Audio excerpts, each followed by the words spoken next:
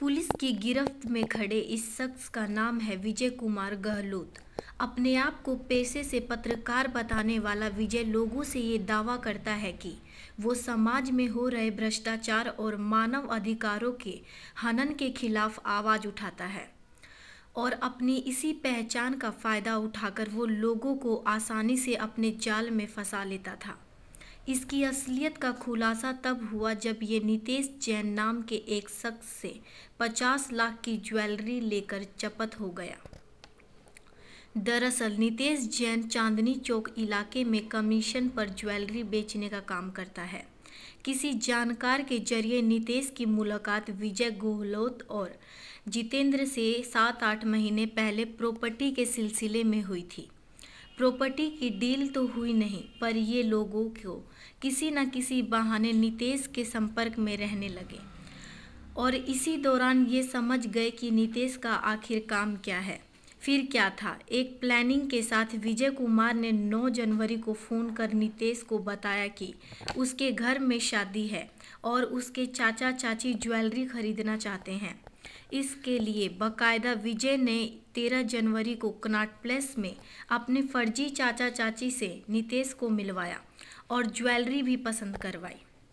19 तारीख को हमारे पास एक कंप्लेन आई थी कृष्णानगर थाने में, जिसमें नितेश जैन जी ने बताया कि एक विजय गहलोत नाम का आदमी उनसे 50 लाख रुपए की ज्वेलरी मंगाया था कि उसके घर में शादी है, चाचा चाची उसकी खरीदने वाले हैं और वो ले करके भाग गया है।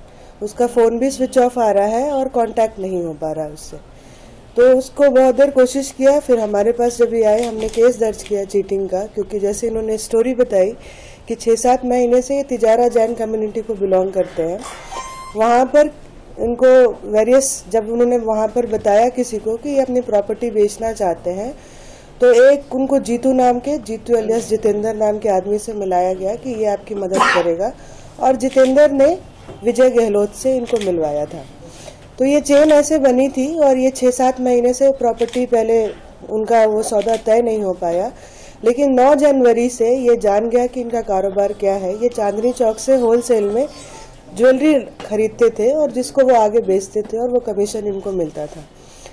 तो इसने बोला कि हमारे घर में शादी है, हम आपसे ज्वेलरी लेंगे। एक चाचा चाची भी बन करके आए फर्जी, जिनका नाम सुरेंद्र और कविता है। वो इनसे मिले रेल निवास के पास सीपी में और वहाँ पर इन्होंने ज्वेलरी भी पसंद करी कि हमें ये चाहिए, ये तुम ला करके दे दो। टोटल इनको 81 लाख की ज्वेलरी करनी थी, लेकिन वो उस दिन 50 लाख के लेके गए कि पहले ये पैसे हमें मिल जाए फिर हम आगे और कर देंगे। इनको बहुत आगे पीछे घुमाया गया कि पैसे आ रहे हैं, ये लेकर के आ रहे हैं, वो लेकर के आ रहे हैं। अच्छा खासा घुमाने के बाद इनको एक दुकान पर समोसा खिलाने के बहाने उतारा गया और वहां से वो ज्वेलरी लेकर के रफू चक्कर हो गया। नितेश के मुताबिक 17 जनवरी को विजय ने उसे उसके घर से गाड़ी में पिक किया और कहा कि चाचा पैसा लेकर आ रहे हैं और गाजियाबाद इलाके में उसे झांसा देकर फरार हो गया। हमने केस दर्ज किया। केस दर्ज करने के बाद सीसीटीवी फुटेज सारे एनालाइज किए गए। उसमें गाड़ी का एक नंबर आ गया, उसकी ओनरशिप निकाली गई जो कि जीतू एलियस जितेंद्र का ही था और वहां तक पहुंचा गया। जब उसको लाया गया तो पता चला कि ये 2007 से ही अक्यूज को जानता है और इन्होंने एक कॉन्स्पिरेसी रची, एक प्लान किया जिसके तहत उससे ज्वेलरी लेने के लिए, और इन्हें लगा ये शायद पुलिस के पास नहीं जाएगा।